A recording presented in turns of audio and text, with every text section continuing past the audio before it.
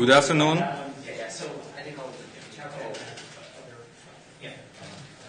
Welcome everyone back to our session. Everyone here in the room and on the web. My name is Dmitry Volodin. I'm going to go over CalBC corridor model. So this is one of the first models or tools that are part of this family of tools. CalBC corridor is a post-processor. It allows you to analyze projects that are highway, and with a little bit of tricks involved, you can also do transit already. And I know that there may be a future update that allows it to do more smoothly. It is, of course, consistent with all the other tools that we call CalBC tools.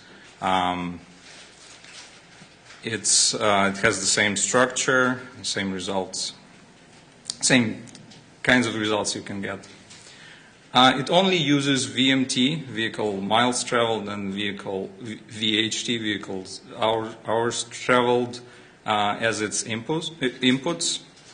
But it's a very versatile tool, and I'm hoping to show you in the two examples that I have prepared for you. It calculates three main benefit categories: travel time savings, vehicle operating costs, and emission savings, cost savings. If you would like to use CalBC corridor and also include the accident cost savings, you will have to do it outside of this tool, and then incorporate it, put the results into the tool, and the overall results are going to be reflecting that. As I just mentioned, it primarily focuses on highway projects. And to be able to run this model or to use this model, you need to have the results of your travel demand model or microsimulation, or you can use calculation methods from the highway capacity manual. Basically, as I mentioned, you only need VHT and VMT for these calculations. And hopefully in the future there's going to be an update that will allow you to easily and smoothly run analysis of the transit projects. So I'll go over quickly, go over the structure of the model. The interface, when you open this tool, you'll see the title and instructions, also these 1, 2, 3. 1, project information, 2, model inputs and the results. And also we have several calculation worksheets, and of course the parameters, the same across all the models that we're going to discuss today and have discussed already. So when you go to project information, you have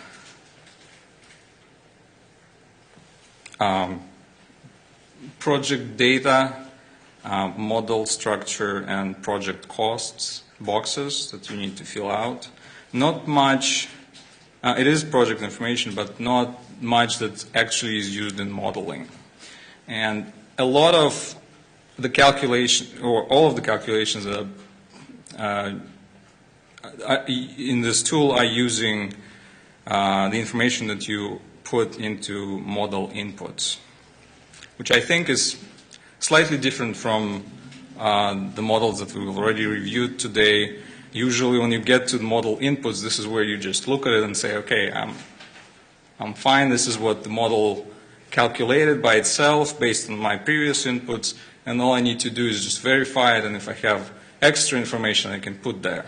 This is slightly different. In my opinion, this is the main worksheet that you're going to be working with in this tool, because this is exactly where you define what your model groups are, And also, so this would be the model groups are defined in box 2A, and then you go to boxes 2B and 2C to enter VMT and VHT. Also, you can notice that box 2A asks you for the information about average vehicle occupancy and the percent of trucks in each of the model groups that you have. And finally, you have the results. As I mentioned, you have, if you look here, you have travel time savings, vehicle operating cost savings. With skip accident cost savings, you see the results for this section are grayed out just because the tool does not calculate them for you. And finally, we have emission cost savings. If you look at the left here, we have the results that include life cycle cost, benefit, and the net present value. And of course, BC ratio, rate of return on investment, and payback period.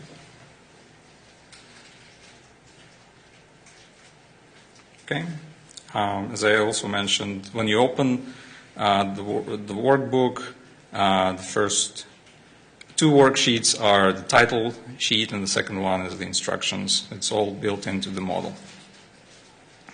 In terms of technical documentation, it exists. It's in volume 3, chapter 9. There is no user's guide as far as I know on this.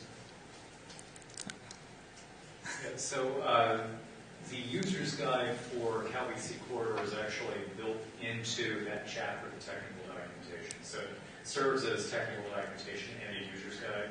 And as you could work through that, it has an example you can work through in the technical documentation. But there isn't a standalone user's guide at this point. Mm-hmm.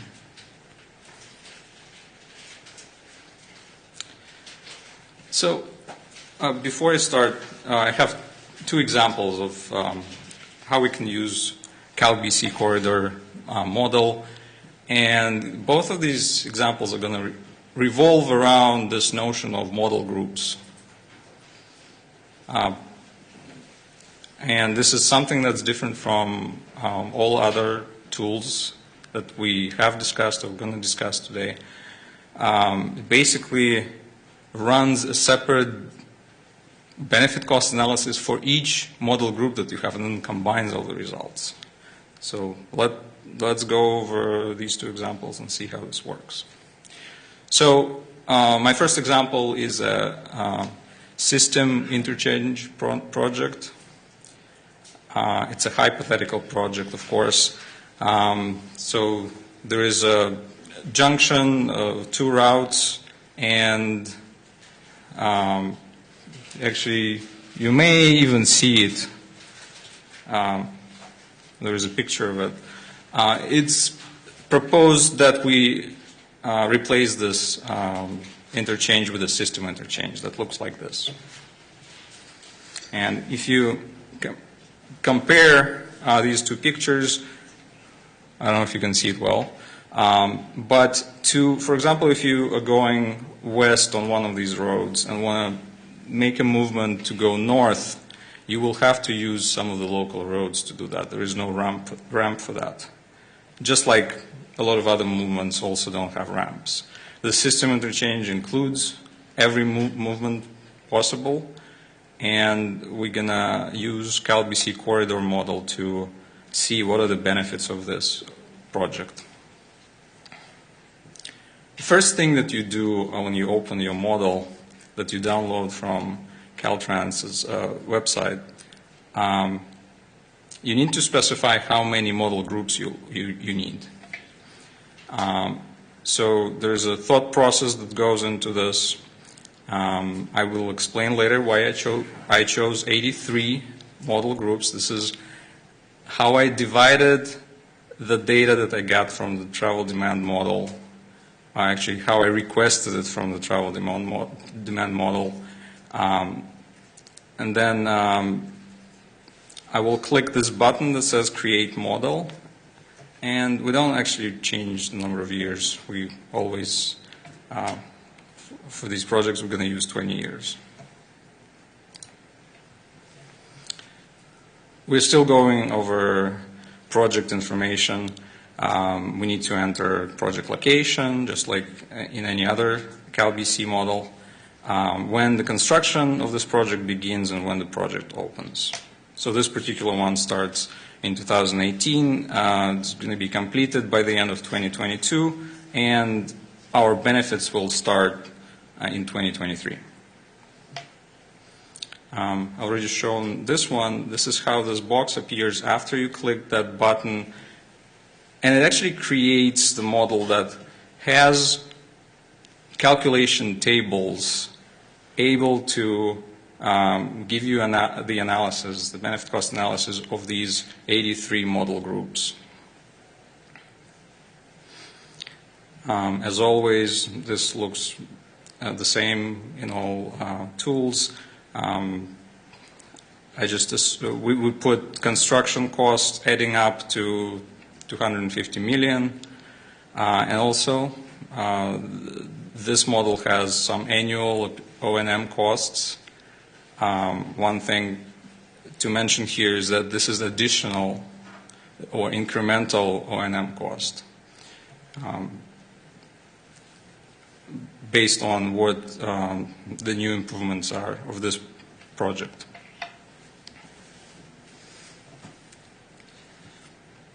So this is how this model looks like if you include 83 model groups.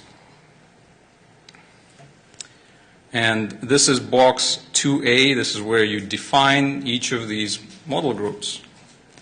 This may look a little bit excessive, but I'm going to explain why exactly we have this many. We also specify for each of these, we specify what's the average vehicle occupancy and percent trucks. It happens in this particular project, we just put the same vehicle occupancy and the same percent trucks. It's 1.47 persons per vehicle and 3% trucks. We also, at the bottom there, you probably don't see it, but we have the data, the travel demand data available for the years 2020 and 2040.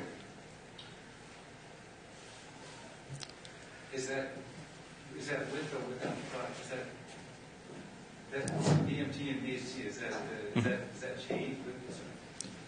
Right. Is that with no project or with the project, or is it the same in both cases? At this point, we only define these different groups, model groups, and as I mentioned, there is no VMT or VHT in this table, in this particular one. We only define it, what it means, describe it a little bit. So if you could see it, I can see it on my computer here. The first, and I'm going to actually go to the next slide and explain it, but at this point we only define what each of these model groups is. And then on the next one, this is box 2B, and this is where we enter the VMT and VHT for each model group. And just to make it easier to understand what's going on here, and Chris mentioned before when he was talking about an interchange, there is basically 12 movements that you can make, right? So the three top model groups that I'm showing there are kind of mainline movements. And there could be four, but the first one of them is two directions. It includes both of them. We don't expect too much happening there. There was no lane added or anything like that. So we just used bidirectional information in the first one. The second had two directions. And the rest is 8 different movements, basically, when you go, and I describe them here, west to north, south to east, south to west, and so on. You enter VMT and VHT information. Another thing to mention here is you can see that some of the VMT, VHT data is missing from the left column where I have the no build condition. And some are missing in the right columns there where I have build. So the reason for that is that a lot of these movements are not going to use exactly the same road segments. And I have some of these model groups named ramp. These are new ramps that are going to be added in the build. They are not used in the no build. And I have, because of these movements have several separate segments included, that's why I have 83 segments in this one, in this particular model. Do you get this VMT, VST from the model? Do you get this VMT and VST from a trial event model? That's correct. So if you don't have a trial event model, we cannot develop a corridor VC gap. I think Chris can take this. So this particular example, it actually pulls from a rail analysis that was done in the tool. And this particular example is a mixture of travel demand model data and traffic counts. That, because this particular interchange, the part that was on the freeway was modeled, but all the parts that went on the surface roads wasn't in the travel demand model. So we had to use traffic counts and highway capacity manual methods to create the VMT and the VHT that went into this model. And the reason that you're seeing different segments between the build and no build is, the configuration changed. And so, previously there weren't some connector ramps. Now there are going to be connector ramps, so that traffic is moving from the service road to the connector ramps. You can kind of see that in the way that this is being built. And actually, I guess to answer the one question earlier about the AVO and the percent truck, if that's the build or the no build, when Dimitri was showing the definitions of the model groups, you can put in the AVO and the percent truck in that section, and you'll notice if you go to the next slide, it's blue. What the model does is it automatically populates in the build and the no build in year 1 and year 20 the same AVO and percent truck. It's just to make the entry easier for you if they don't change. If they do change, you just go in and you enter in what the right AVO and percent trucks are. And you can conceive of projects like, say, a hotline project, where the AVO would change dramatically between the no build and the build. And so you would expect to see different numbers of the AVO figures there. This is actually kind of hard to actually see these numbers from here. Can you just clarify? So you're saying that the reason we might have an entry in the first, in the no build and not in the build and vice versa is because, for example, in the no build, that facility will not exist in the build situation because you'll take it down and replace it with something else, I assume. Mm-hmm. But you still put it in there just to record what the BMP was. Right. There's nothing within the model that actually requires you to have the same segments in the build and no build. It's just accounting purposes wise simpler, if you put them there.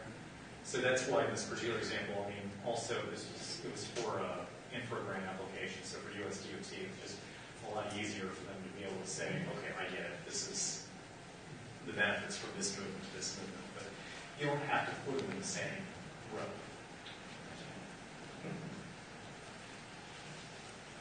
Okay. So we have 83 segments. We fill out information for VMT and VHT for our base, so-called base year. This is the first year for which we have the travel demand model outputs. In this case, it was 2020, and you also do the same for 2040. So if there's any growth that occurred during these 20 years, it will be reflected in the data that you enter. Now, the results, you've seen this one before, right? It includes travel time savings, vehicle operating costs, emission costs. It doesn't include accident cost savings.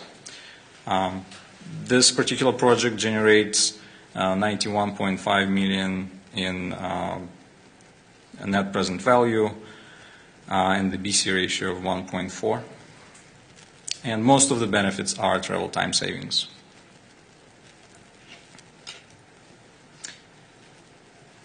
I want to go back a little bit here and maybe explain a little bit how these modeling or model groups work. So in this particular case, we put segments, right, physical segments on the highway as our model groups. You could potentially have some temporal separation of these groups. For example, you could have one segment but include data for AM, PM, kind of rest of the day. That's one way to do it. I saw a model where we had a day of week where that was important and relevant to the project. You could also, I had a list of the things you put there. I can give some examples. Yeah. It's perfect. We're working on where you have, like you said, event day. Doing this one for Mission Bay Ferry again. We have event days when there's Warrior Games. Mm-hmm. We have special outlets for those days, peak hour, and weekends. Mm-hmm. So you would want a separate entry for all three of those categories. Right. And you also can separate automobiles from trucks, have them separate, I also saw models where you have different types of automobiles based on their vehicle occupancy rates. And you can have speed bins as model groups here. Or you can combine all of these things together and have like very versatile, very specifically defined project here. All you need to do for that is to have the travel demand, VMT, VHT data for each of these specific model groups that you have. Which I think leads me to the second example that I have. You can see at the top it says speed bin data example. It's also an interchange. This project replaces the kind of old-looking cloverleaf style interchange, replaced with something more modern, turbine-style interchange. And also, it has some capacity expansion. We start by opening the model, by downloading it from the website, the latest model, opening it, and deciding how many model groups we're going to have. So in this particular one, we will separate all traffic into automobiles and trucks. And also we're going to have speed bins, basically for every speed from 0 miles per hour to 71, we'll have a separate model group. You click the Create Model button. It creates the model specifically for your project, which contains exactly the number of model groups that you need, 142 in this case. So this project, we go to box 1A, we fill out the information. This project is supposedly in Southern California. Again, this is a hypothetical project. Construction begins or began in 2017 and is going to be done by 2023 when the project benefits are going to start to appear. You already have seen this. You don't need to do anything after you created the model based on your number of model of groups. You just review. One thing to note here is that you may still be able to go to that cell, the green cell that says 142. Changing that does not really change your model. You need to look at the gray cell there that actually tells you how many model groups you have in your model already. once you click the button, you cannot reduce or increase the number of these model groups.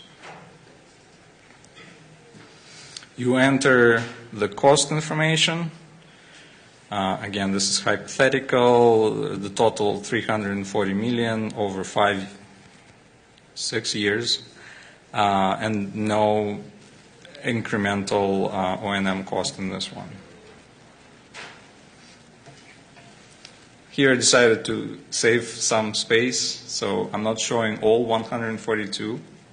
I just want to, unfortunately it's too small, but I'm going to describe it. So as I said, we divided all traffic into two groups, autos and trucks. The total of them 142. And the first 71 model groups there are automobiles moving at the speed of 0, of 1, 2, and so on. It goes to 71, based on the data that we received from the travel demand model. I'm thinking, was it a micro simulation or not? I'm not entirely sure for this one. Now, you can notice that we have an average vehicle occupancy of 1.2 persons per vehicle for our first 71 model groups. And this is where we have automobiles where we expect to have more than one person on average. And we entered the vehicle occupancy of 1 for the second half of all of these model groups where we have trucks. So we basically assume there's one driver, one person per truck. And also to separate all the traffic into automobiles and trucks, you will notice that the last column there contains zeros where we have automobiles, and it contains 100% for the truck model groups. And at the bottom, you don't see that, but for this project, the information that we got from travel demand was based on 2025 and 2045 runs.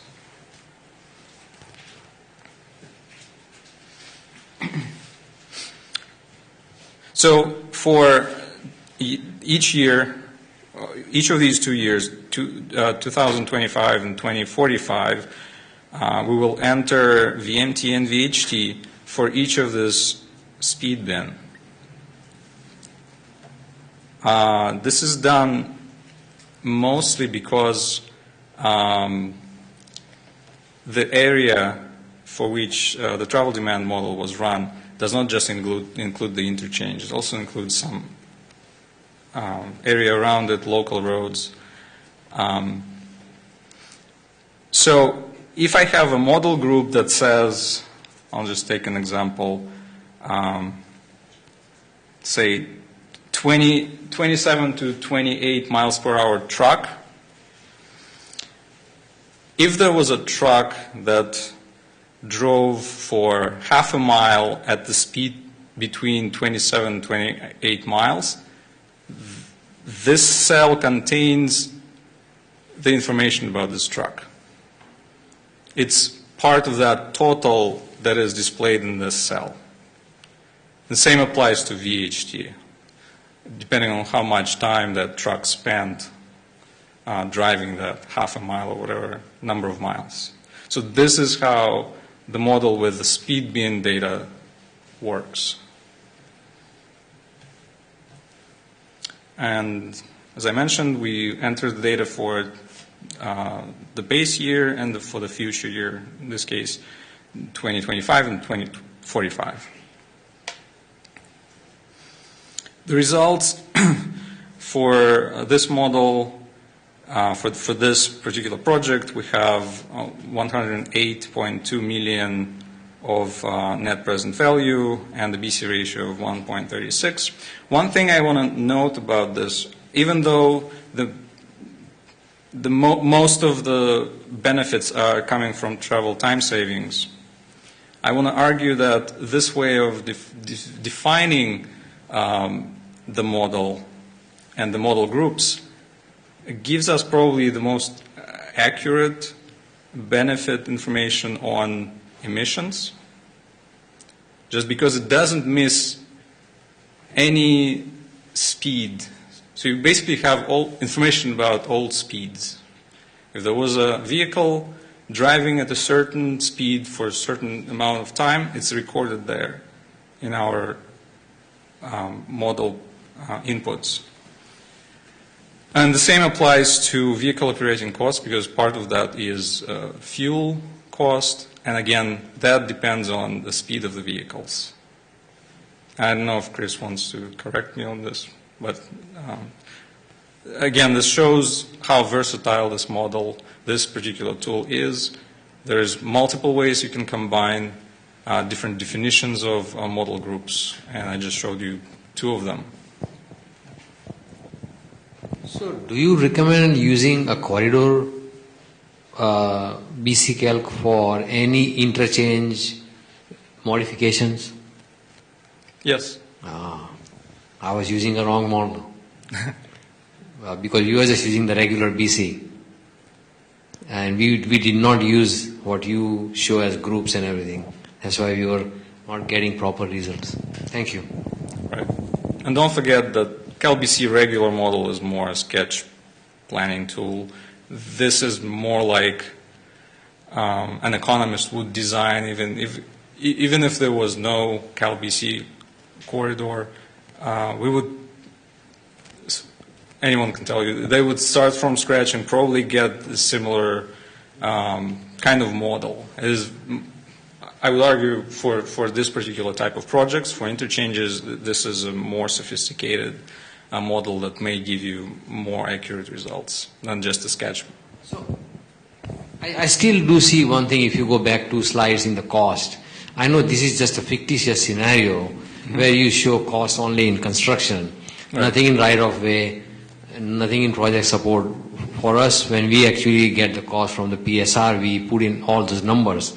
And I'm hoping that the model is extremely sensitive to the cost, because that's the C of the BC.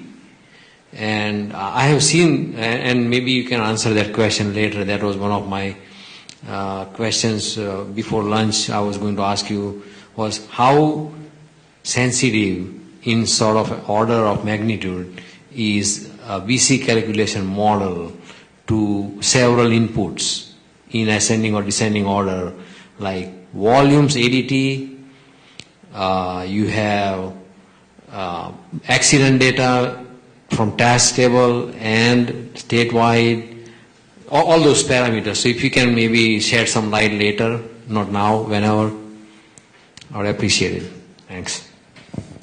All I can tell you at this point is that, and Chris mentioned it before, there's no, you're not going to see different results if you put your cost information into one column like we did here for construction, or you separate it into these separate three columns that we have for right-of-way and project support. If you have the information, that's perfect. It's good for your own records. It's good for someone who's going to review it. They will know for sure that, okay, this is construction cost. This is part of the project support. This is more for reporting purposes rather than, it's not going to change the results. If you can put all of your costs to project support, technically. It wouldn't make any sense, but it's not going to change the result of your BCA analysis. But it does, it is sensitive to, if you split the cost evenly among all construction years, or if you have upfront more, because MOB demob is always more, like your first year usually is more, and then sort of all the years are sort of uniform, and then at the end you have all the closing and everything else. So in between you will have a uniform gradient, but in beginning and the end you have more cost, and that does impact the BC Calc, right? Right, you're exactly correct. On the right here, you can see this is the discounted cost. This is exactly what is used by the model. We're not using these undiscounted.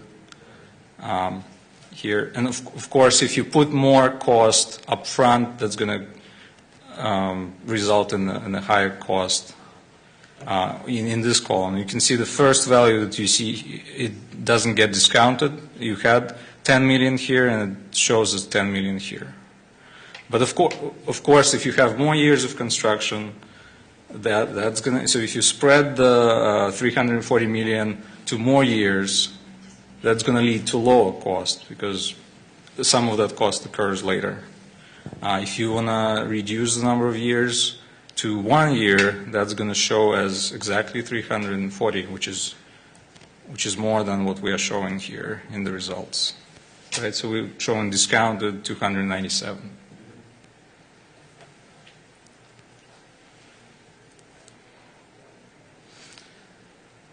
We have this period of time where the next model, I'm going to start the next model at 2. If we have any questions, we can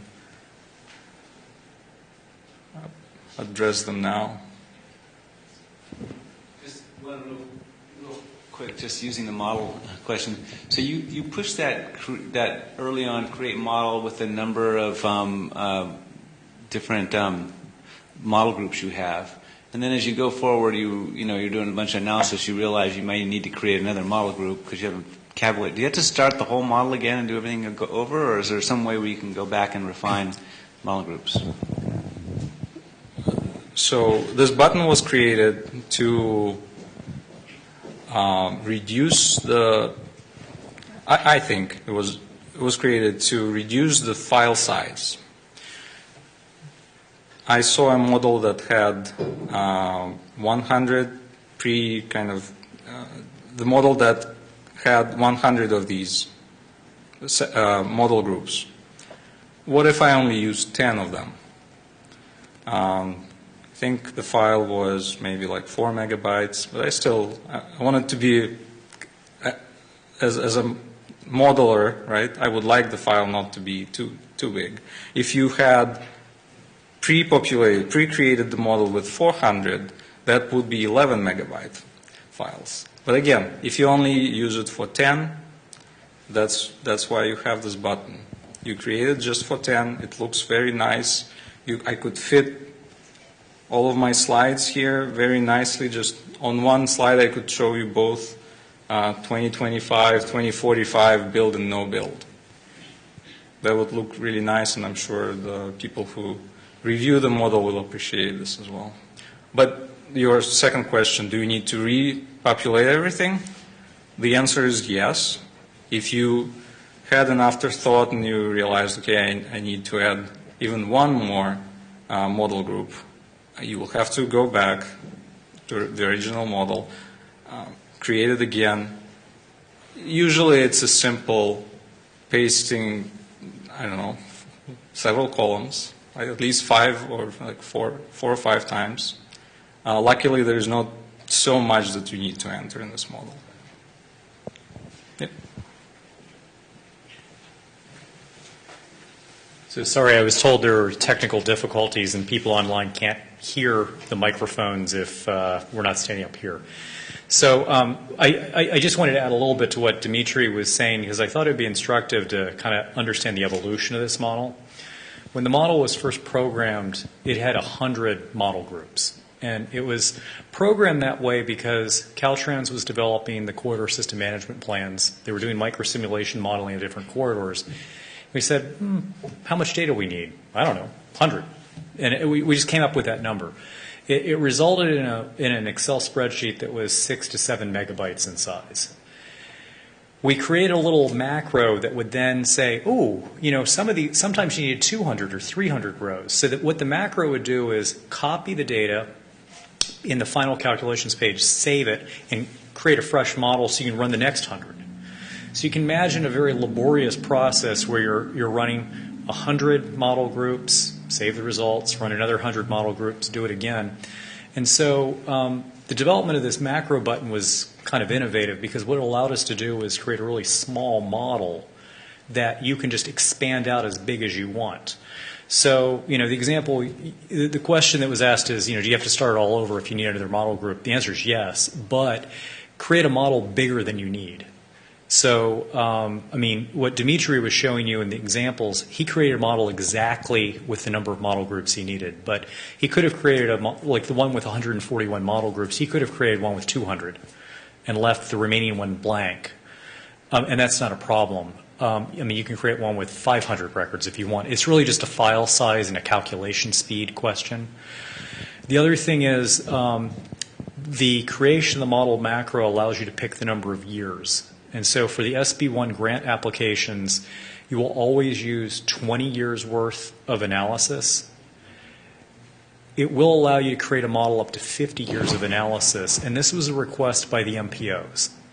There were several MPOs that used this model for their regional transportation plans and other purposes, and they may have a 25-year horizon, a 30-year horizon, and before you could do this, you would have to run the run for the first 20 years and then run those additional 5, 10, 15 years separately and then knit all the results back together and make sure the discounting was right. So this was a real time savings for people.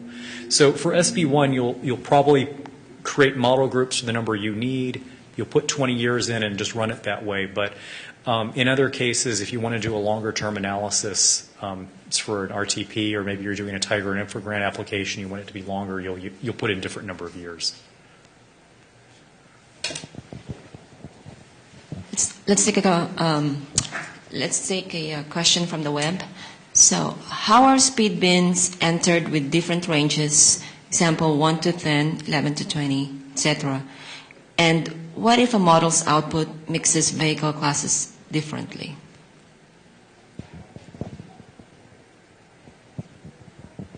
Oh, I think I understand.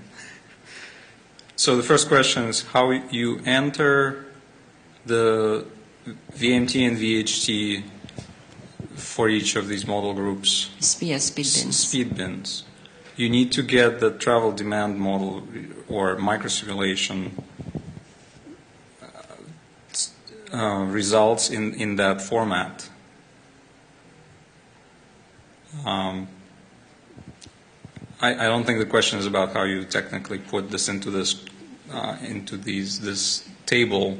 It's more like how do you create a travel demand model that gives you this output. And unfortunately, I'm not a travel demand modeler. I know it's feasible. I've seen results provided in this way. I'm sure.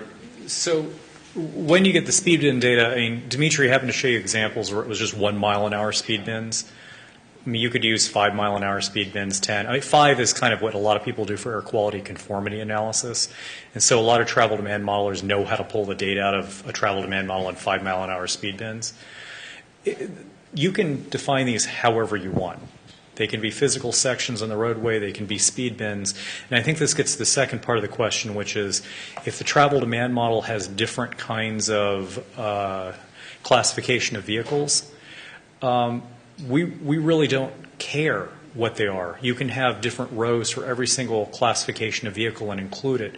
The only thing I'd say, though, is when the benefits are calculated for automobiles and trucks. So if you're talking about your model has a difference between light-duty trucks and medium-duty trucks and heavy-duty trucks, we can't make those distinctions because it will use the same value of time, it will use the same emissions factors for all the different classification of trucks. But if the classification of vehicles, and I don't know the specific from the person who's asking the question, if it's something like, well, we have HOV travelers or hot lane vehicles, and we have SOVs, and we have trucks, you could separate those and you can consider each of those to be different model groups. So you could have those different classification of vehicles. You could have one number for all of them. You could have different classification of vehicles and physical locations on the freeway. So imagine a segment, and I'll have one set of data for the HOVs, another one for the SOVs, another one for the trucks in the AM peak, the PM peak. You can define these model groups however the data gets outputted from your travel demand model. And by the way, we keep using the term travel demand model. It could be a microsimulation model or any other source. I've seen people use this model before where they use the highway capacity manual, had engineers calculate the improvements, and then they entered the changes in VMT and VHT into this model and used that to monetize the benefits.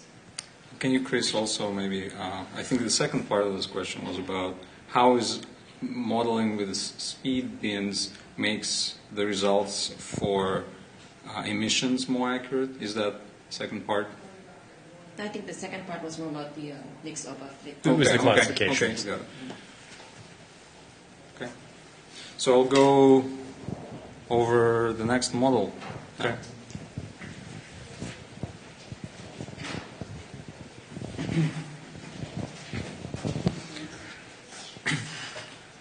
So this is intermodal freight, CalBC intermodal freight. I haven't asked what's the way to pronounce it. I guess IF? If? Okay.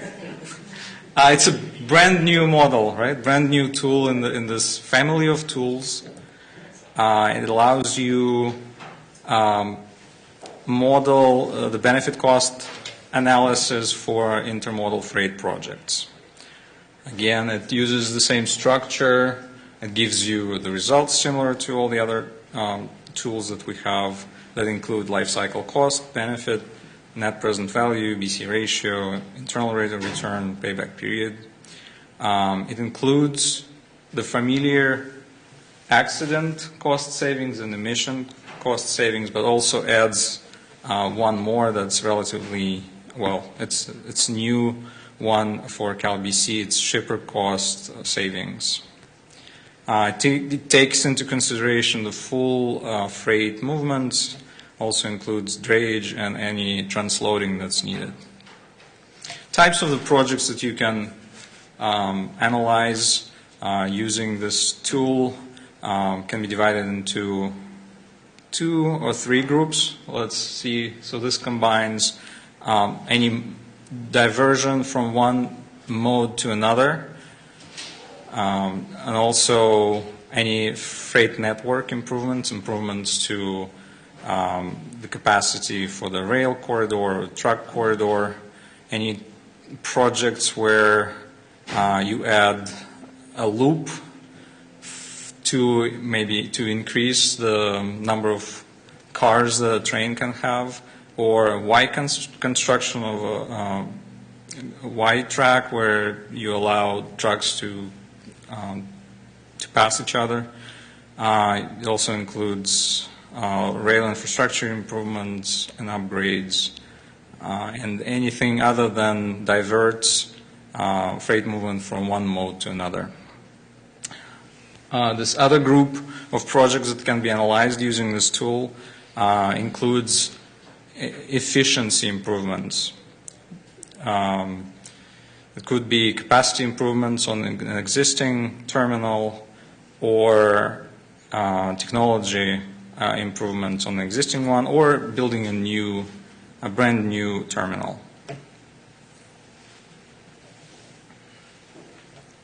Can quickly go over the 3 benefit categories that we have in this tool. The shipper cost savings arise from diverting freight from a relatively more expensive mode to a relatively less expensive.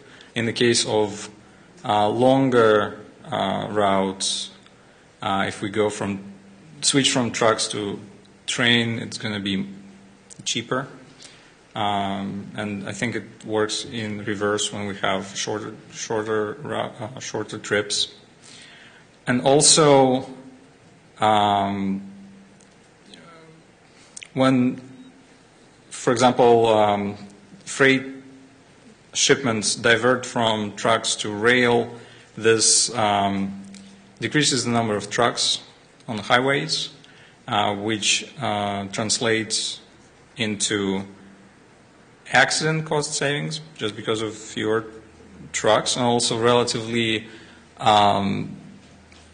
more safe train traffic based on the studies. It also translates to fewer emission So again, fewer trucks on the roads, more trains, just because trains are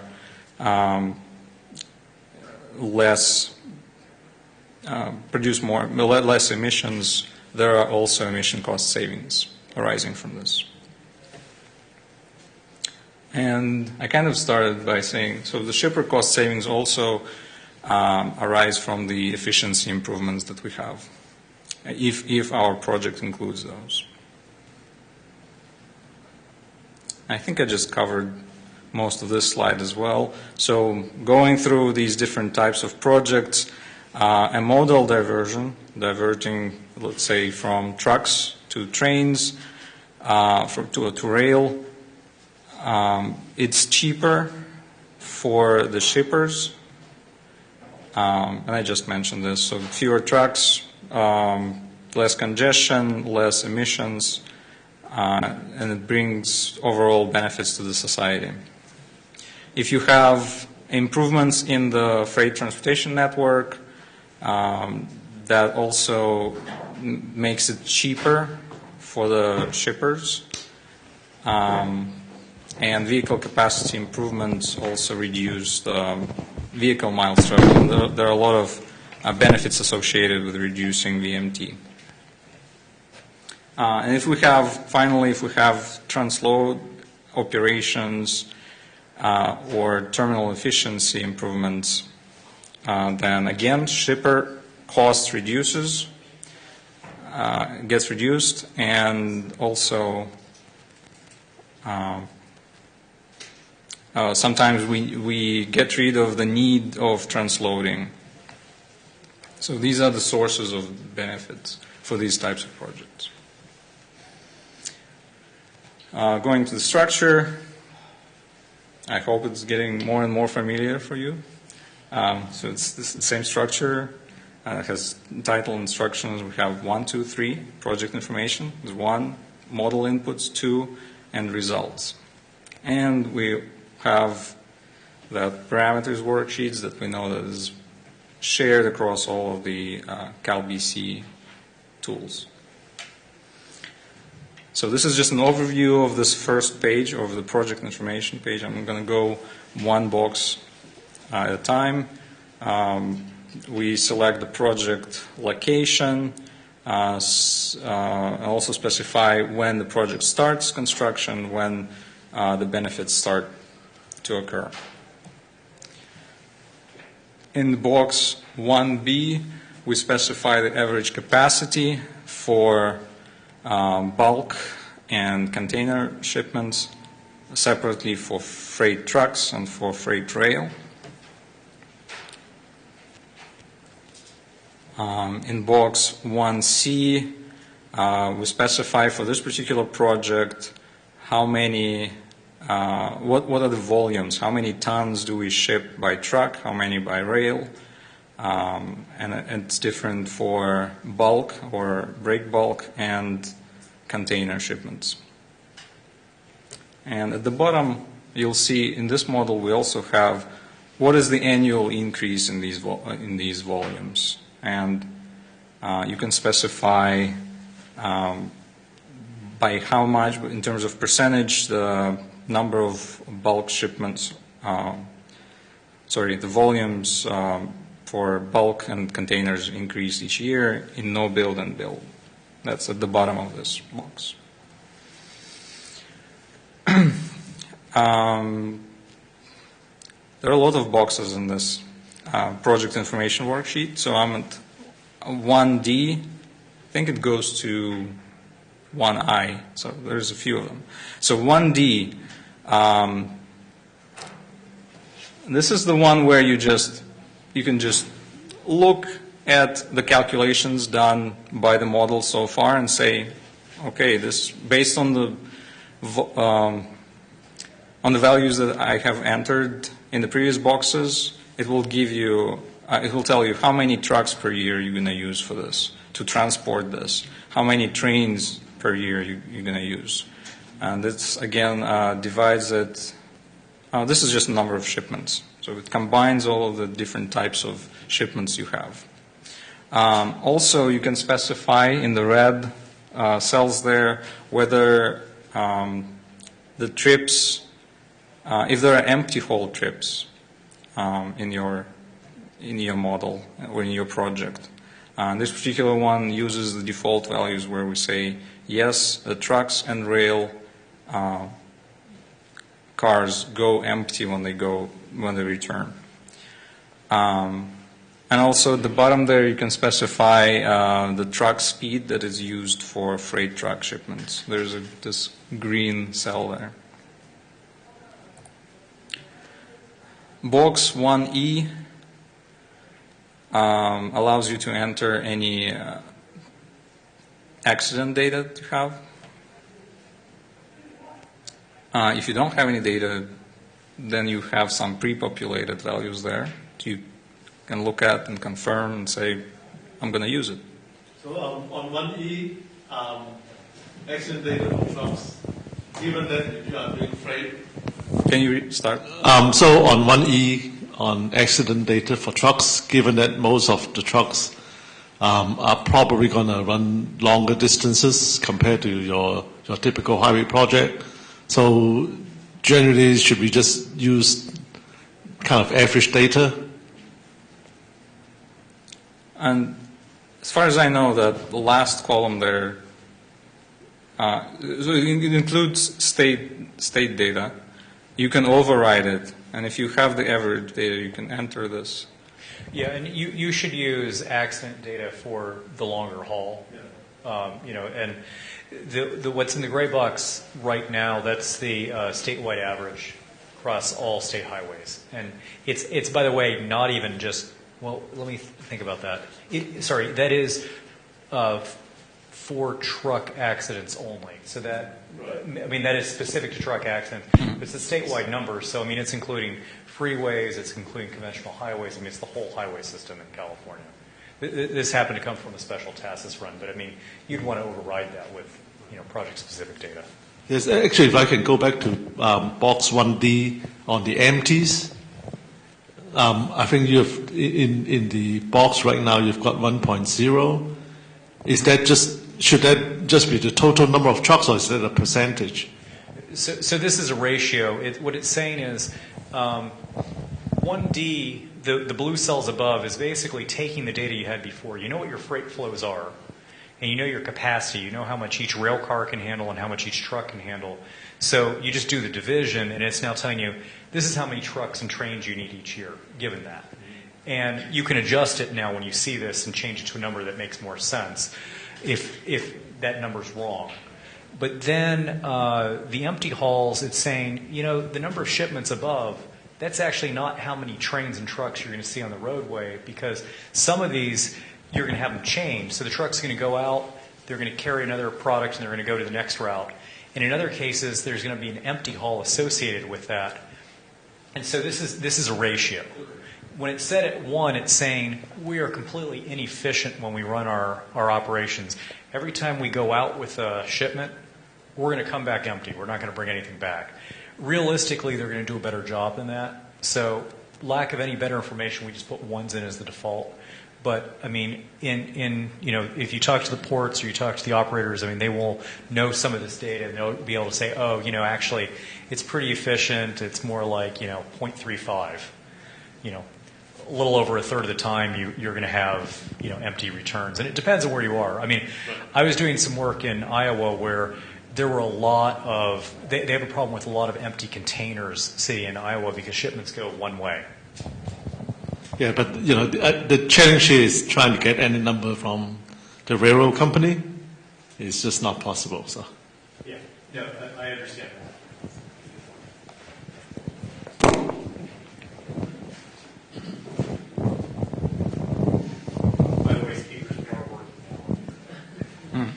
If we have traffic that's going out of state for the BC, should we stop at the state border or should we keep going? And particularly for drays if they're occurring out of state.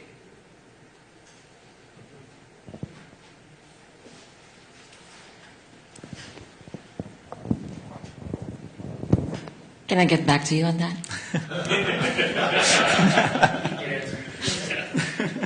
Good question.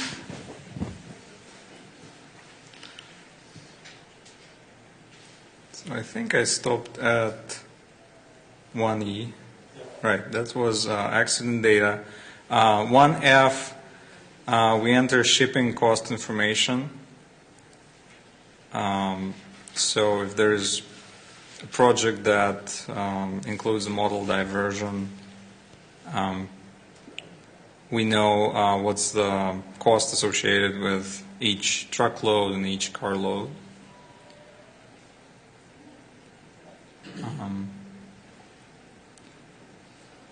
And we'll have an example, so hopefully that reveals a little bit more information for those of you who haven't seen the model. Then 1G, a lot of cells. The green cells here, we have transload cost per short ton and transload per TEU. So this is for this type of projects where we have improvements in the operations. The top part takes care of transload operations, and then we have drayage in the middle there. And again, at the bottom, you can specify the truck speed at which trucks do drayage. 1H, we're getting closer. So here we have delay at a terminal for trucks and for a train, and so that's the top part of it. And then the bottom part of this box is the cost associated with the delay. And you've seen this one before. This is the cost information for the project. Don't forget to enter it in thousands of dollars, current dollars. Now we go, you can see number 2 there in the right left corner. This is our second worksheet, model inputs. Hopefully you can look at these inputs. They specify, they tell you the number of trips and volumes and the costs per shipment costs by type, by mode, that the model has estimated for you based on your entries in the previous worksheet. So you can look at these, confirm these values, or override some of them. So this is similar to all the other tools that we've seen. This one includes a lot of boxes as well, so that was 2A.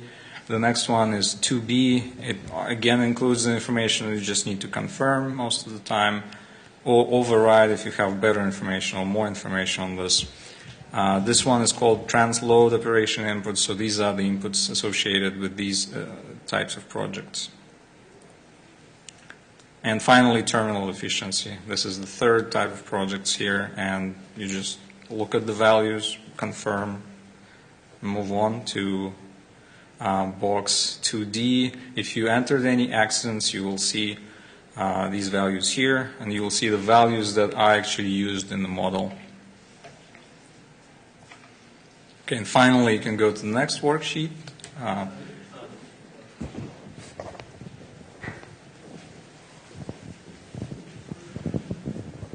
Thank you. Just going back to the empties a little bit. So if you've got, when your definition of empty is a truck with a chassis that doesn't have a container box in there. So if the truck has an empty container, that's not considered empty by your definition, right?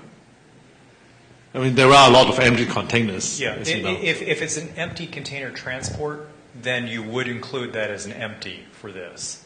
If it's also a less than truckload that's not fully contained, you might want to include that here. I think the way to think of that empty number is it's your fudge factor to increase the number of trips that are out on the rail network or on the road network. Because what we've done to that point is estimated how many trains and trucks are traveling on the network based on the commodity flows and how much a train or truck could carry.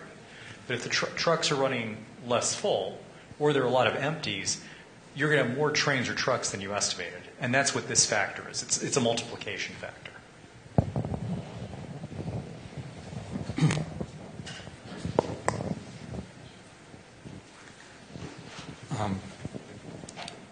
I'll just finish going over the standard worksheets in this model. So the last one here is a result worksheet. Contains all the benefits. These are slightly different from what you've seen before. We have the shipper cost savings that's divided into two categories there. So if you look at the top right yellow box there, so the shipper cost savings are divided into modal diversion and freight network improvements. You get the benefits from that separately from transload and operational efficiency improvements. And finally, you have accident cost savings and emission cost savings. And this wouldn't be a BCA model results if we didn't have the BC ratio there, net present value, life cycle cost and benefits, and so on.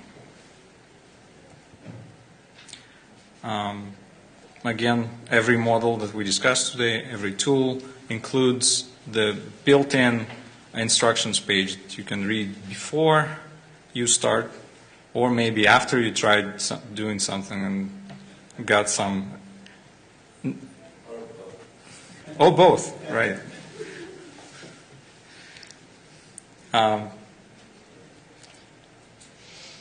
This is a basically brand new tool.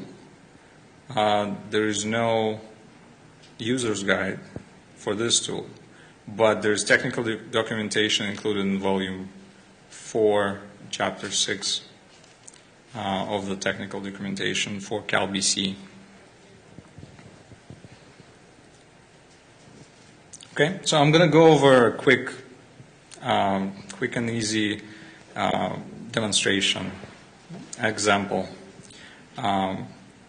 It's building of a new transload terminal at a port. Just to set up what's going on in this project, hypothetical project, of course. So currently we have 1 million tons of mixed freight that that includes trips that average 400 miles. This is expected to grow. In 2040, it's going to grow to 3 million. This doesn't include any container, so it's all bulk or break bulk. Or in this case, just break bulk commodities. So in the no build, we are at capacity at this particular terminal. So anything, future growth from 1 million to 3 million, as we go into the future, that's going to be handled by trucks only. In the build case, because of the expanded capacity of the new terminal, that can handle up to 4 million. So everything that is added in the future is going to be handled by train.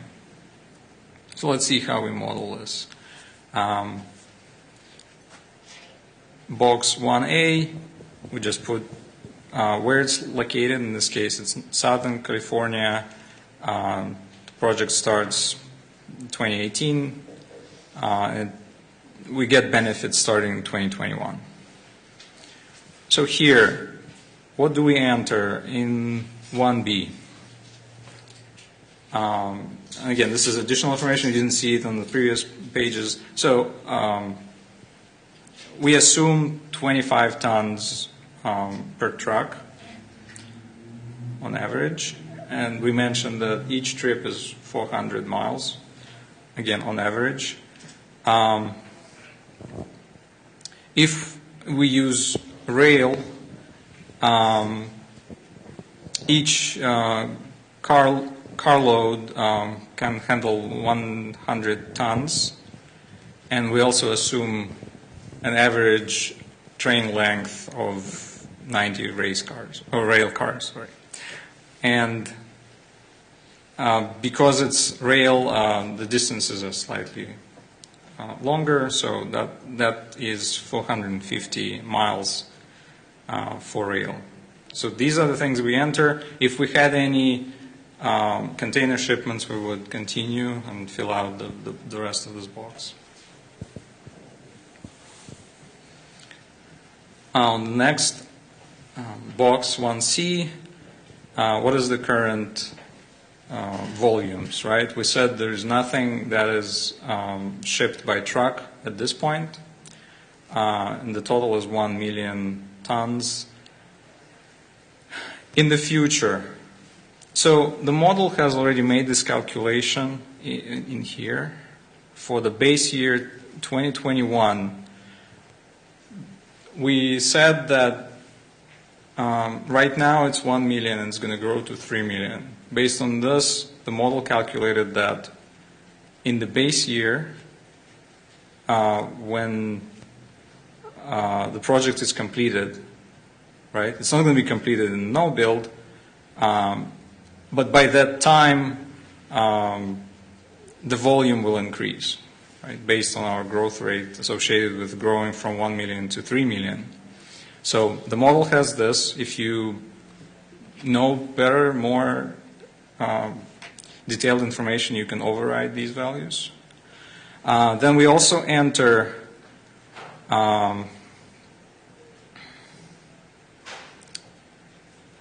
in the no build, because we are at capacity in the current terminal, only 1 million is going to be shipped by rail, and the rest of it in the forecast year is going to be shipped by trucks. And in the build, with the increased capacity, we can handle 3 million tons. Okay. In this example, we don't have any container shipments, so we just continue to the next. Right. This box mainly just for you to confirm the values, unless you have better data to enter here.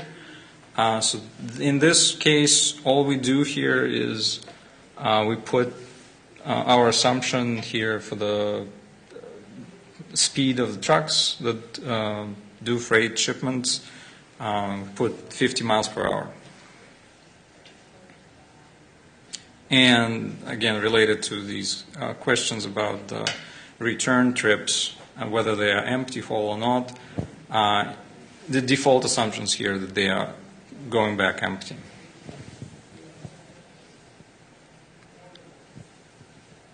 Accident, we didn't have any accident data or any specific data, recent data for this project, so we just left all of these values as they were calculated by the tool. Freight shipping costs. We assumed $2,200 per truckload. For this, we assumed that in California, each truck mile is $2.75. And because we had 400 miles in each direction, we just multiplied 4 times 2 and times 275 to get to 2,200 per truckload. We do similar calculation for rail, for carload. We know that each car, rail car can take 100 tons.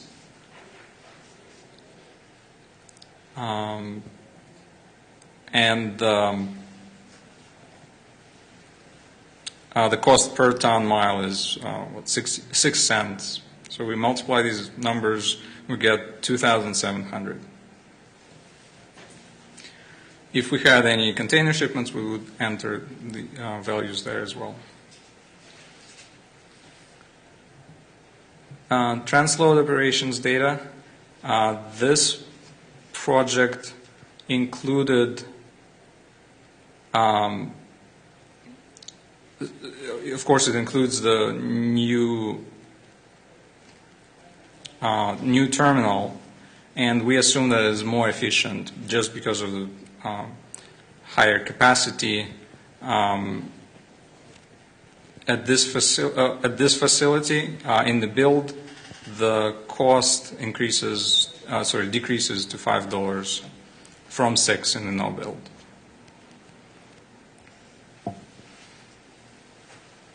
Okay, we had box 1G, mostly check at the top of this. I think we had to modify one of these parameters there.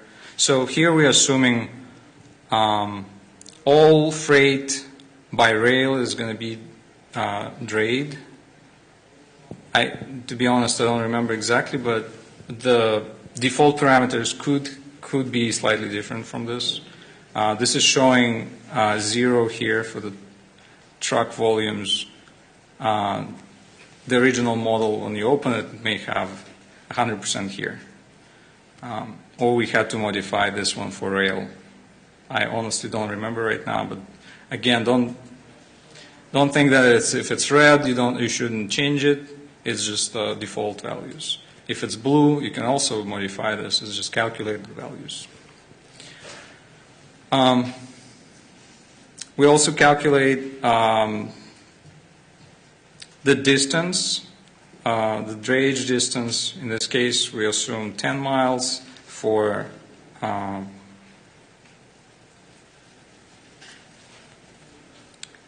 the old facility, right? So the old terminal is approximately on average 10 miles away. And for the new one, and this is the value that we definitely modified. So by default, the build drayage distance is going to be equal to your no build. And if we have different information, right, for this, in this example, we know that it's going to be closer on average, so we modify this parameter here for the build. And based on these distances, we assume $2.75 per truck mile, so when we multiply by the distance, we get the cost of $55 per truck in the no build and 11 in the build. And this is another value that we had to manually change in this example.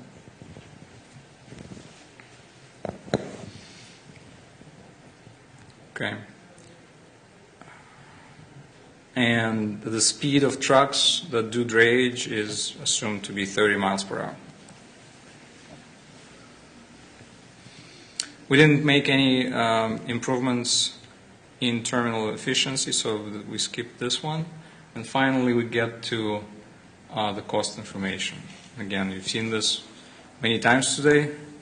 This particular project, we separated the project support from construction. Again, it's not going to change the results if you put all of them in one of these three, but it makes sense.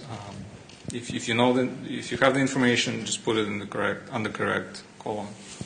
And this one has $8 million O&M cost, which increases each year by $250,000. Okay. Results.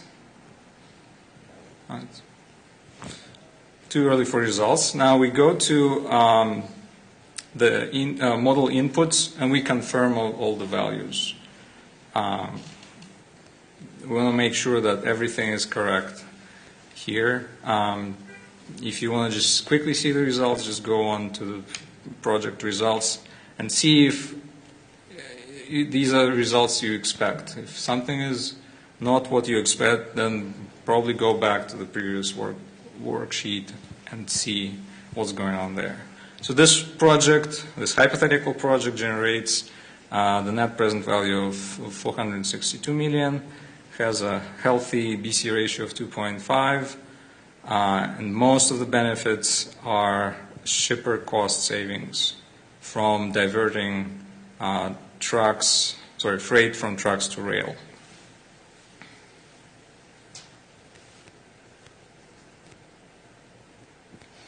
And we have a negative value there for one of the benefits, right? For transload. And the reason for that is in the build case, we keep using rail for our shipments. And that requires transloading. In the no build, we just use trucks, so that doesn't require that. So that's why we get these benefits for this category. Break. Or questions? Actually, we have.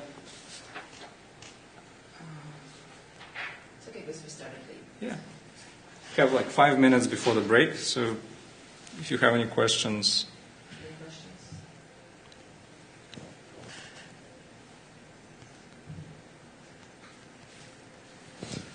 And thank you. I think Chris is gonna. Sure. Or So, we can just. After our break, we were going to talk about the SB1 model, emissions model, and then have some time for any remaining questions that we didn't answer before. We could take a break now, as we have in the schedule. We can just kind of power on and go through the remainder. Does everybody feel like you need a break right now? Need a break. Okay. So why don't we take a 10-minute break, and we'll start up again at 2:50. Okay, so we're going to go through our last little bit here. The first thing we're going to talk about is the SB1 emissions calculator, walk through that, and then we'll kind of do cleanup questions. And if there are no cleanup questions, then that will be the end.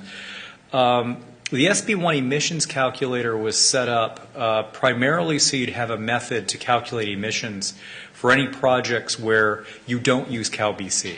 And the idea is that using CalBC calculates the emissions for you. It had to do it as part of the benefit cost calculation.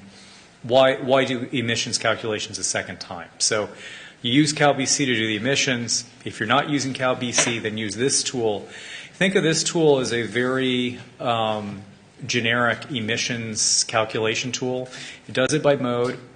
It calculates emissions separately for automobiles, trucks, freight rail, and transit. And for each of those modes, it has emissions factors built in. You enter in information about the usage of those modes, the speeds at which they're traveling, and it calculates the emissions. So it's incumbent on you outside the model to have all the information you need to calculate the emissions. The emissions calculations, it uses the same emissions factors as CalBC. The model has built into it the CalBC parameters page. So anytime we update CalBC, you could update this tool too. But for this round, it has the exact same emissions factors. The methodology we're using is very similar to one that ARB developed for the California Freight Investment Program. So that's sort of the genesis of these emission procedures. This is what the project information page looks like. It looks very CalBC-esque. I mean, we tried to make it look similar. It's a single page where you enter in all the information. So you enter in the project data, simply the length of the construction, and where the project's located. As with all the other tools, this is important because it changes the monetization of the emissions factors. And then you enter in information about for the highway. And the way this was set up is you enter in VMT data and then can split it by auto, truck, or bus.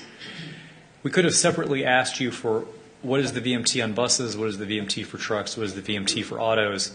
We thought this would be a simpler way to break it up. If it isn't, you can just kind of ignore this whole box and move straight to here, because these calculated boxes in blue, the VMT by autos, trucks, and buses, is simply the math of multiplying through the total VMT by the percentages.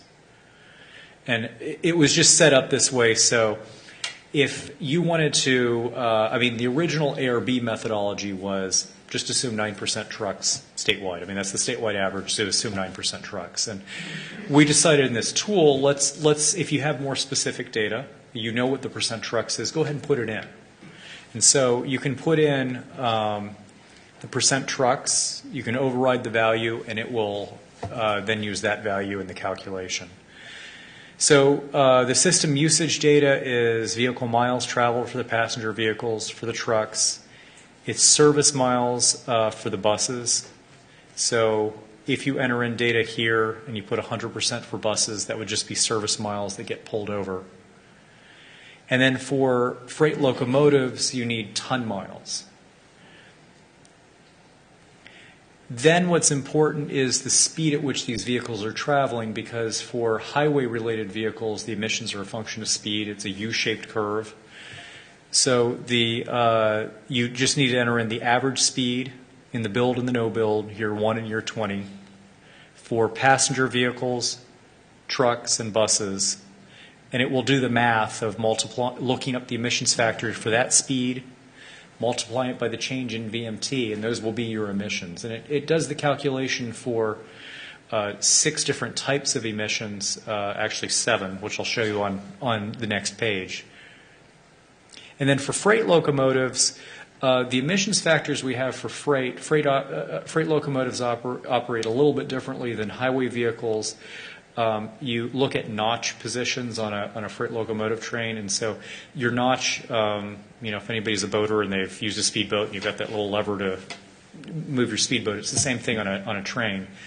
At different notch positions, you move at different speeds, and there are different efficiencies of those speeds. And so the emissions rates are a function of fuel consumption, and the fuel consumption is a function of is what you would enter right here. What we've entered in is the default values. So you can see these are all blue cells, which means it's referencing something. It's referencing the parameters page in CalBC, and the parameters page has a built-in assumption that fuel efficiency for freight locomotive is 468 ton miles per gallon. That's an average that we got from the American Association of Railroads. It's a national average. It's across all Class 1s and short track railroads. Our emissions factors in California are probably different, and they could actually be a little bit higher than what these are. In addition, you might have projects where the project itself changes the speed profile of your freight locomotives, and so you might find that these emissions factors will vary between the no build and the build.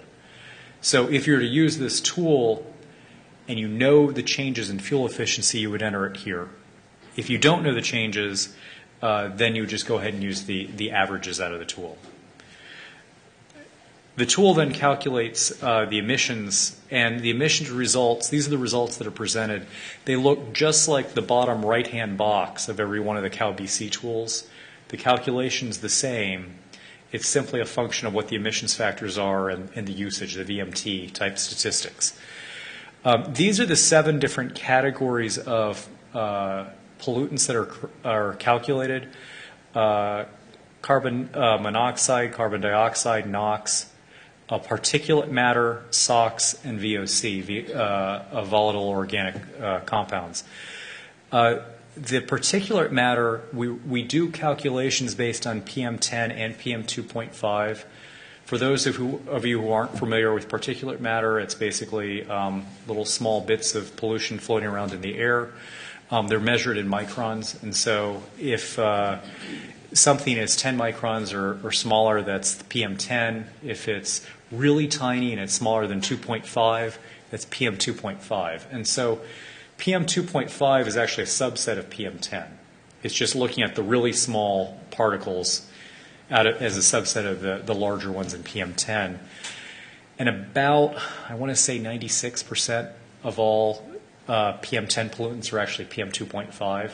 So you're going to see very similar numbers between these two. It's just those really small particulate matter is what causes the biggest health problems. And so that's why we're reporting the PM2.5 separately.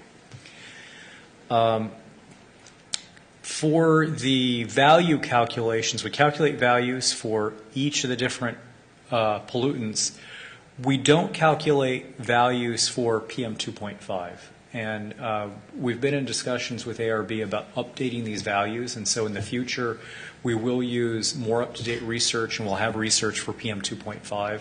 We just didn't for this go-around. So when you look at the various CalBC models, and in this tool, we're calculating the benefits for PM 10, not PM 2.5. The other thing that I wanted to point out with this tool is that for freight locomotives, we don't have any research on PM 2.5 and what the emissions are, and so those are excluded from the calculation, so you won't see that in the output results. So I'm just going to go through a quick example. I mean, it's a simple example. This is a simple tool. So this is a project that we're just assuming it's a project that increases capacity on a roadway, but it also increases speeds. So there are two components you're going to see here. You're going to see VMT go up, which I think most people would assume if VMT goes up, our emissions are probably going to go up because VMT has gone up. In this particular case, it also increases speeds, and we're going to see that changes what happens with the emissions. So we enter in the information. The project's in Southern California. We put a 1 there. There's a 1-year construction period for this particular project, so we put a 1 in. We assume that there was 205,000 VMT in the no build, which grows to 210 in the build. So because of this additional capacity, our VMT has gone up. And in the future, it's 250 and goes to 255. This is a made-up hypothetical example. The default value of the 9% truck was overridden with 8%. So we put an 8% there, and there are no buses involved, so we put 0 for bus. And we assume that the average trip length for the passenger vehicles and the trucks is 10 miles. Probably trucks have longer trip lengths. For this example, we put 10 miles. So as a result of those inputs, it calculates the VMT for the passenger vehicles. I mean, that's just simply the distance times the percent that are autos, which is 1 minus the truck percent, times the VMT figures. And that comes up with the vehicle miles traveled for the passenger vehicles. The vehicle miles for the trucks, same calculation, just with the truck percentage. We don't have any service miles for the buses because we don't have any buses in this example. And we're not using any trade emissions factors in this particular example. Then we enter in the speed data. So this project improved through the capacity expansion. It increases the speeds in the roadway. So currently we're traveling at 40 miles an hour on average. Due to congestion in the future, we expect it to get worse. So we're going to be traveling at 30 miles an hour. But with the construction of the project, we now have efficiencies where we'll travel at 55 miles an hour. And then for the trucks, we're assuming the speeds are the same. Truck speeds might be different. Actually, in an earlier iteration of this hypothetical example, they were, and I simplified it and made them the same. But there's something interesting that goes on here. We picked this example purposely because emissions are a U-shaped curve. And so it turns out that if you go from 30 or 40 miles an hour and up to 55 miles an hour, vehicles are more efficient. So the greater efficiency in the vehicles, the lower emissions, actually offsets the increase in VMT. And so when we get to the results, it turns out we actually save emissions. And this is something we should have mentioned earlier. In the CalBC tools in here, all these values in terms of emission savings, so a positive number means emissions go down, and a negative number would mean emissions go up because this is reductions. And so even though we had an increase in VMT, we actually have a reduction in emission because at the same time VMT was increasing, the speeds were shifting. If we go back to this example, and I can show you in the model, if we change these numbers so that the build speed is 65, you will then find that all of these savings are not savings, it's negative, and the increase in VMT really does cause increased emissions. That was my question. If You see people go 55. Why are they going 55 and not 65? I mean, it's just... I purposely picked 55 just to show you an example of where a VMT increase could have a positive, an actual reduction in emissions. The original example was 65, and I said, oh, that's not so interesting. It's negative. It's what you'd expect. And so we put in the 55 for that. But if we pull up an example...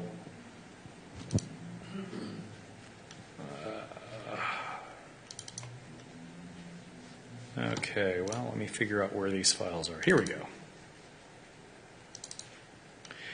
If we go into the tool, oh, I pulled up the wrong one. Sorry about that.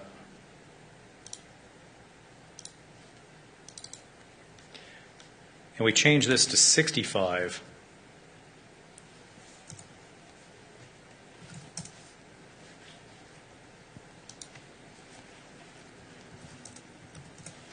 And now we look at the results.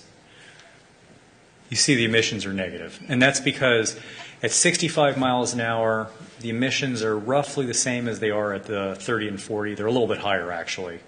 And then you also have the increase in VMT. So those are two kind of compounding factors that are causing an increase in emissions. And so, I mean, it does matter what you put in for the speeds and the VMT changes.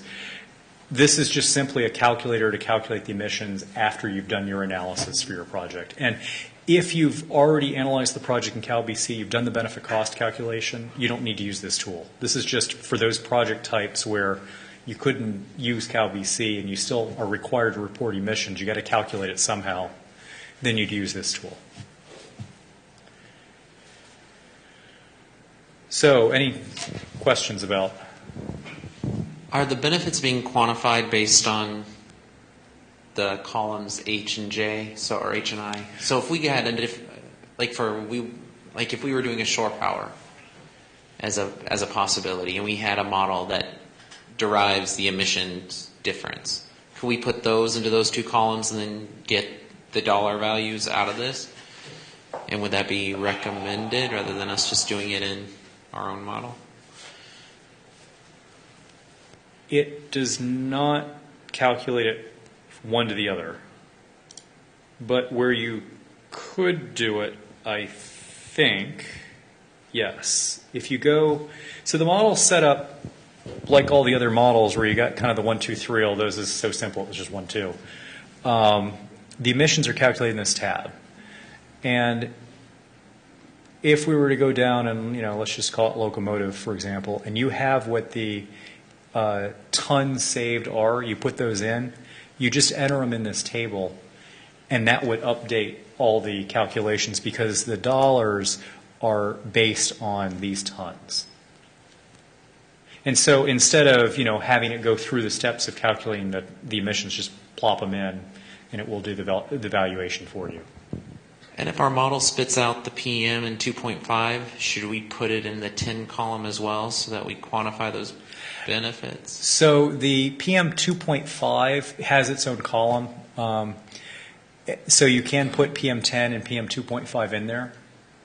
What it would then do is on the results page, it would just add up all the numbers you already gave it and report that here. But it won't calculate a value because we don't have monetization factors for PM 2.5. So.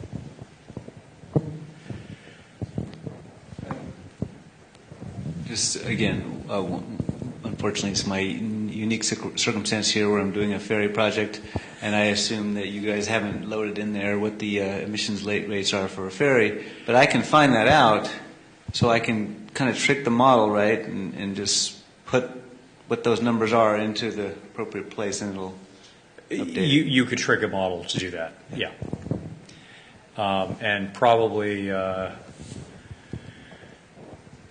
easiest way to do that would be to probably put it in as freight rail and put it in as the gallons per. What you could do is freight rail, or you could do it as the auto one. I think it'd be easier to do as the freight rail. If you do it as the freight rail, you just put it in as the freight rail factor per fuel, and then change the fuel consumption to 1, so it's unity. So it's ignoring, fuel efficiency. That'd be one way to do it, or you just put it in the auto and truck columns, just copy it down for all the different speeds, and it'll work that way too.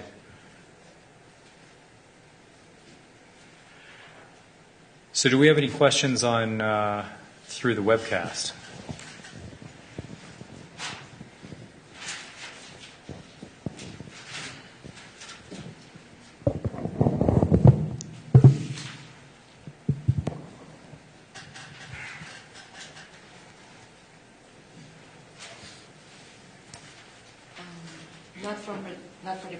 Not for this particular tool, but there's one for corridor model.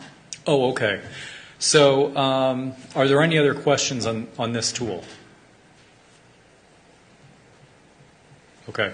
So then the last piece we had was just a few minutes of open discussion. So anything we didn't cover, feel free to ask questions. If there are outstanding questions that we didn't address, and we'll start with the one, about Calvi-C corridor. And then if there are other questions people have, we'll answer those too.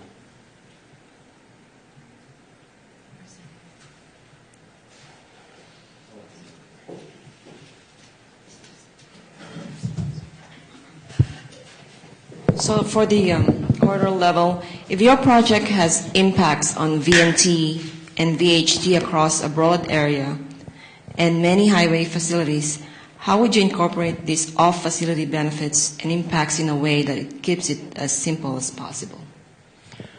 Okay, so you'd probably be getting data for this out of a travel demand model just because of the nature of the project. I mean, it's including a whole region. You might have other methods you're using. But to keep the data as simple as possible, I would probably report the data by speed bin. You could do it highway by highway or segment by segment throughout that entire network. And I've seen projects where people have done that, and they do that because they want to look at what the benefits are by segment, because they really want to understand how the traffic is shifting around and who's benefiting. And so to do it by segment gives you that insight. But if you want to do it the simplest way possible, you just take the data out of your model by speed bin. You don't worry about where it happens. If it's a VMT at 35 miles an hour, it gets stuck in that 35-mile-an-hour bin. And it just aggregates all that data together across all the segments in the model. And then you only have, if you use 5-mile speed bins, you'd have 12 to 14 rows. If you have 1-mile speed bins, you'd probably have 60 to 70 rows. But that's a lot less data than if you did it every one of those segments across the whole network.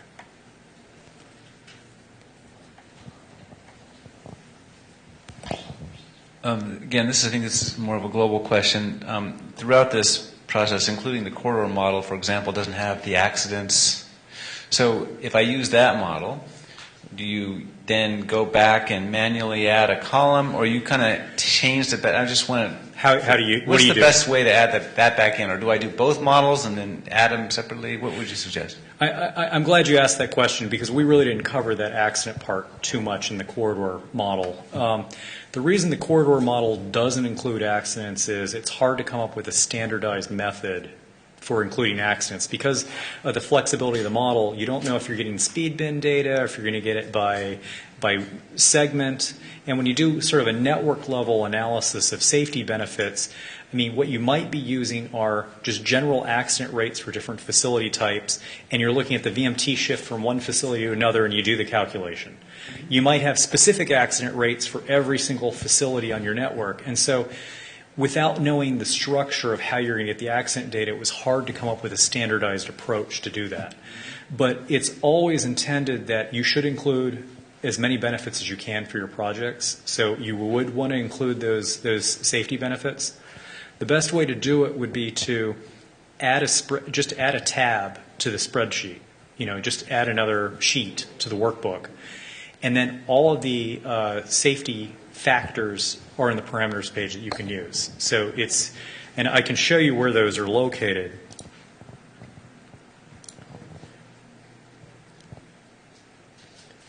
So let's just pull up the example with the speed bins.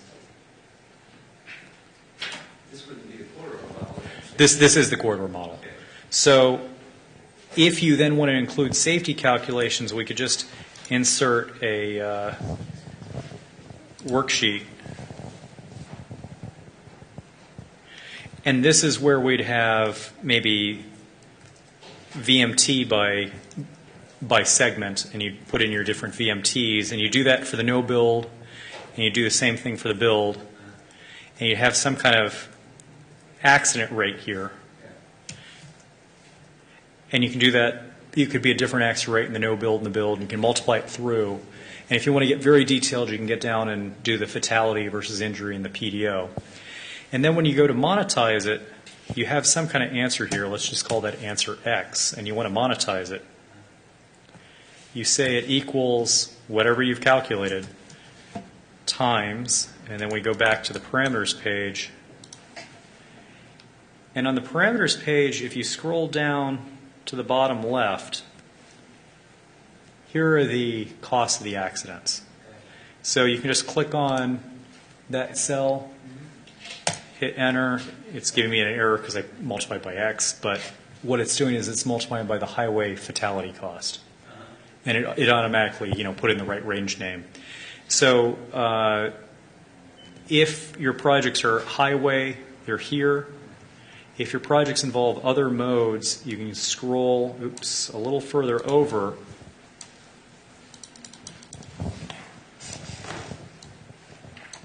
And you'll see accident tables for all other kinds of modes. And so here are costs per event, fatality, injury, or property damage for passenger vehicles, light rail, bus, freight rail.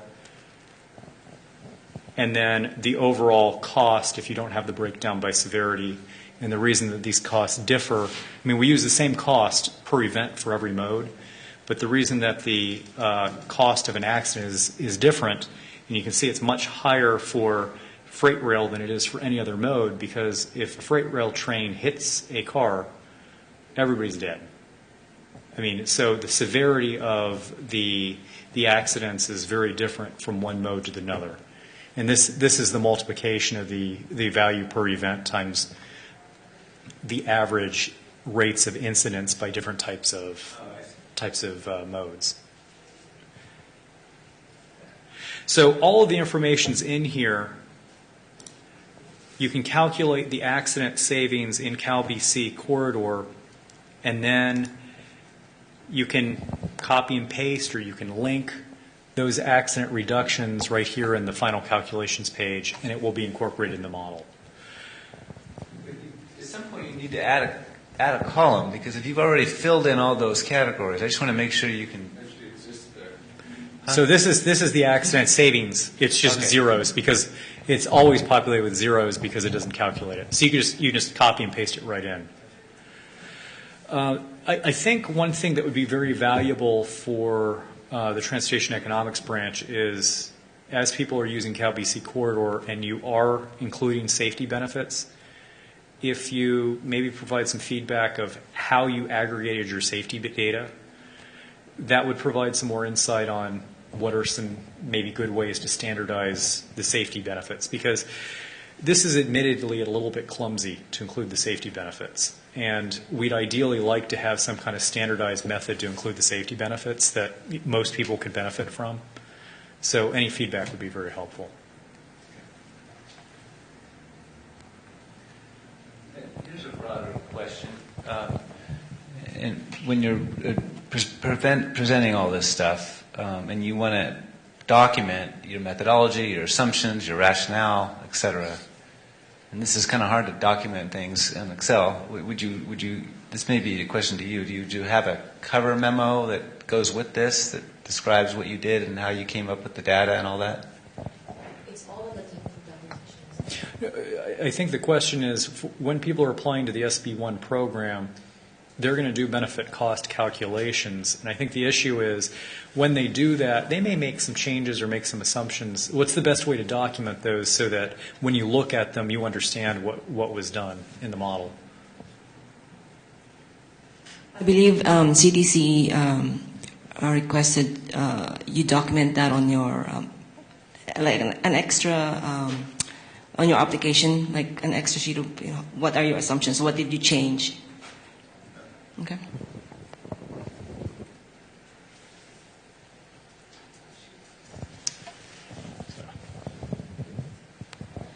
My question is more directed to probably Rose with the EAB. Are you having dialogue with the CTC and the SB1 group because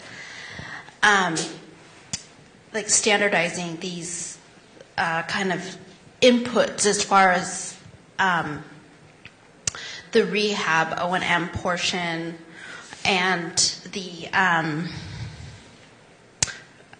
basically the M&O and the rehab portion, because different agencies can approach that in a different way, and there really hasn't been guidance by the CTC or SB1 on what should go into those numbers.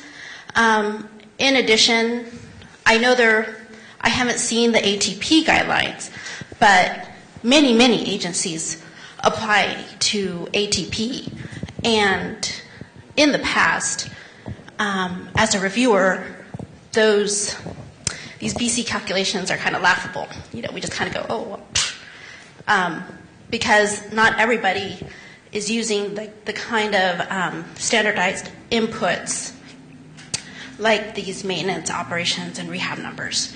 So I'm just wondering if you guys are talking to them about what should go into those numbers and what they should be putting out as far as those guidance, because I don't know if they're really looking at it from a user standpoint, and I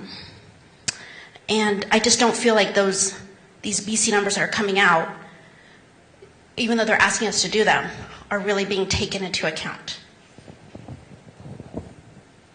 So as far as benefit cost analysis, you should basically consider the total project cost.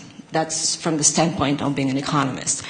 However, from our experience back in the CMIA days, when we actually we did all the analysis for all projects, especially for CMIA funds,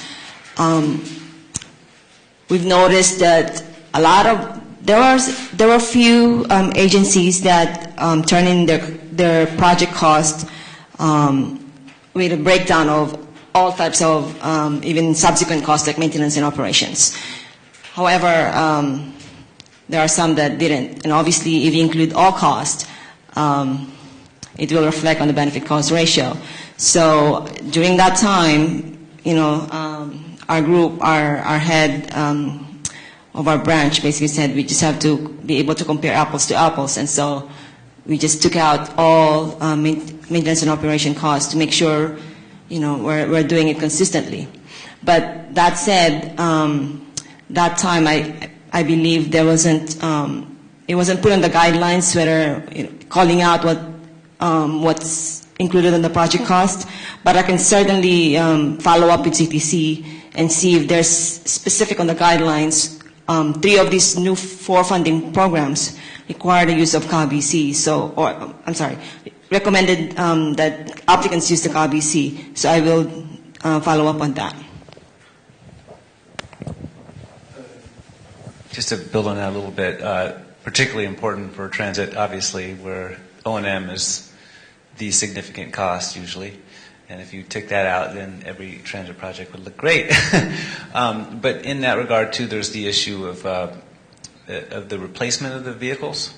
And whether or not that's included in the O&M, and you have a life cycle of a vehicle, and every 20 years or something you need a new one. So you build that in, I guess, the annual period. Even though the vehicle may last 20 years, you've got to depreciate it in some form. Is that typically how you guys have looked at it?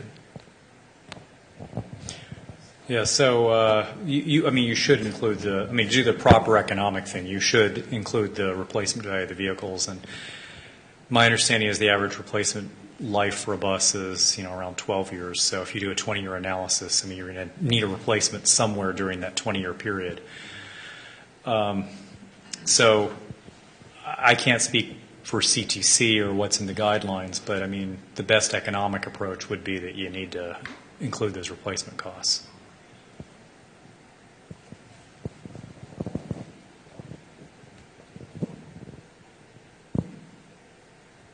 No more questions from the group?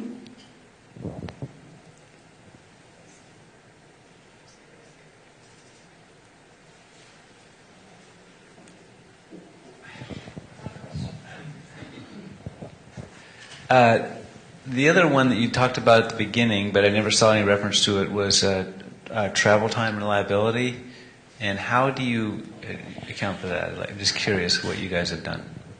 So Caltrans has looked at travel time reliability a couple of different times of including it in the models. And right now, we don't include it in any of the CalBC models. When we first looked at travel time reliability, it was about 10 years ago.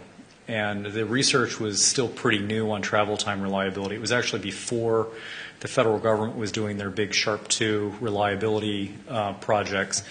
And the best research we could draw upon at the time was European research. And so, we had good data on what the value of travel time reliability was. And actually, the subsequent U.S. research showed similar numbers. So we're fairly confident with those values. But at the time, and this was 10 years ago, we didn't feel comfortable with the ability to forecast travel time reliability.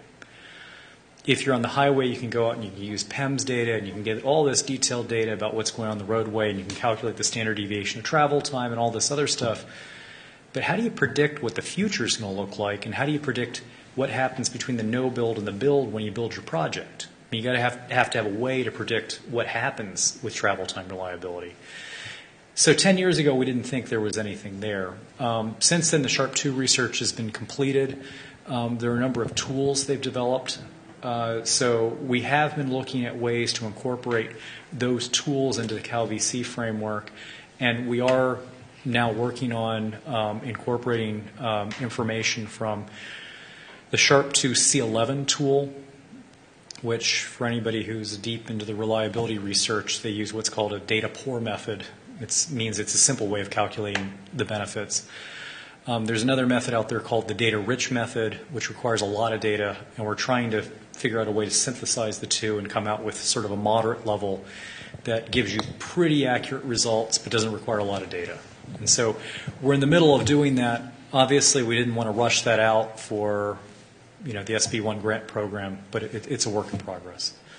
And by the way, any updates that would be made that include travel time reliability in the short term would only be made to the basic CalBC model, because this is sort of an experimentary phase. Let's see how it works. If people use it, if we're able to use that data. If it doesn't, there's no reason to take it out to other models. Just because a lot of the projects do involve kind of reliever routes, or in the case of the ferry project, it is a water emergency getting across the bay. It's really important to have another option. So it's BART strikes or whatever it is. It totally makes life a lot easier in these emergency circumstances, and in some ways that may be important for even other projects as well. Yeah. And the value of diversity of options is another one of those benefits that we haven't incorporated in the past, but it's one that comes up with transit projects, and it also comes up in rural access projects as well. What's the value of having, a reliever route, another way to get to a community that could get isolated quite easily if, say, a landslide occurred? You're right. There's nothing that captures that right now in the CalVC framework, but it's something we should be thinking about.